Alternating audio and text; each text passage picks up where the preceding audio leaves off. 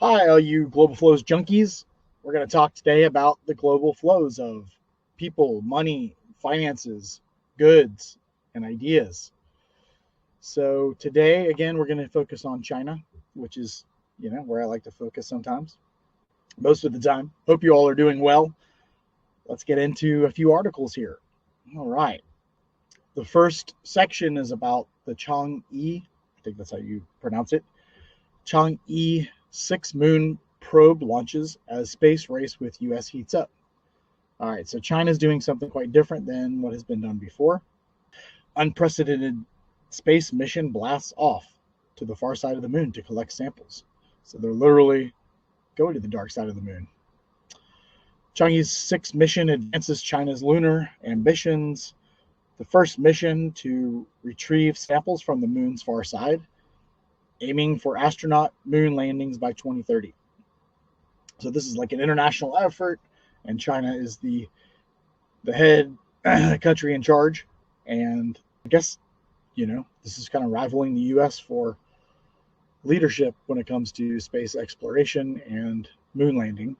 The instruments, global context, instruments used on the flight are from various countries, blending competition with cooperation.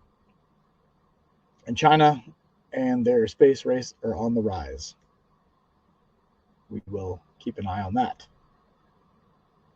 Okay, foreign direct investment in China. Interesting topic. I know I've got a couple fans out there that want to talk about FDI in China. First article here from the Diplomat, which if you have the time, I definitely recommend you reading because it's super fascinating. Despite the de-risking buzz, some multinationals are doubling down in China. Since Trump inaugurated the 25% tariff on China goods, there has been kind of a slow de-risking process in our industry, the furniture industry. That process started, 20 years ago for indoor furniture and case goods and mattresses, and a lot of the production shifted over to Vietnam, Malaysia, Indonesia. And so we're seeing, it seemed like there was kind of flight from China when it came to foreign direct investment, but this article goes on to say, and something that I know, and I'll talk a little bit about my industry, not everybody's pulling out of China, even with the geopolitical challenges that we have, the US and China have, and China really in the rest of the world. The scale, the precision, the history and training of manufacturing in China can't really be replicated anywhere. Management, all the certifications of factories, these have been developed in China over the decades, and there is no way to uproot the output of China factories elsewhere for cost and also for the degree of excellent work. So, a little summary on that article. Multinationals are doubling down in China. Many companies said their next big investment would be at 20% would be China. Over a quarter of multinationals have invested in additional manufacturing capacity or supplier relations in China over the past 3 years. Despite concerns of diversifying supply chains away from China, many established multinationals are increasing investments in China to gain larger shares of the market.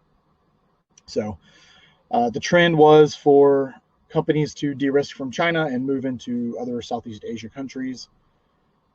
However, maybe there's a little bit of shift back. Actually, what happened was a lot of Chinese manufacturers and factory owners set up operations overseas. So technically they were China owned, but Vietnam located, or something to that effect. I'm sure there was a lot of. While geopolitical tensions and regulatory challenges persist, China's market importance compels many multinationals to manage risk rather than exit. Trump has threatened even larger import taxes and tariffs and duties. So we will see if that affects this trend of staying in China to do manufacturing. Next article from the Global Times. U.S. needs to take seriously China's plan to attract foreign investment. So in the fight to attract dollars, U.S. needs to make certain that we're in the conversation of where direct foreign investment goes. Xi Jinping took a trip to Europe, and he engaged with EU leaders to navigate trade disputes. There's been a lot of tension over recent years, and it seems though Europe is really putting a hand's distance from China, although just like the US, Europe really needs China and their manufacturing capabilities. He ventured out, went to the EU. Now he's going to 3 different countries, including France at the front side. He's going to visit Paris with Macron and the European Commission president, Belgrade and Budapest. The purpose of the visit is officially to mark diplomatic milestones. But Xi is going to lobby against EU anti-subsidy investigations, particularly on electronic vehicles, and to stabilize diplomatic relationships. So here we are, May 8th, 2024, and I hope you enjoyed those stories. And if you would like to hear about a topic, please reach out. Let me know what you think. Any kind of feedback would be helpful. If you want to talk more about other parts of the world, or dig deeper into China, or talk about anything involving global flows, that'd be awesome. All right, I'm signing off. This is Patrick Brady. Take care. Bye.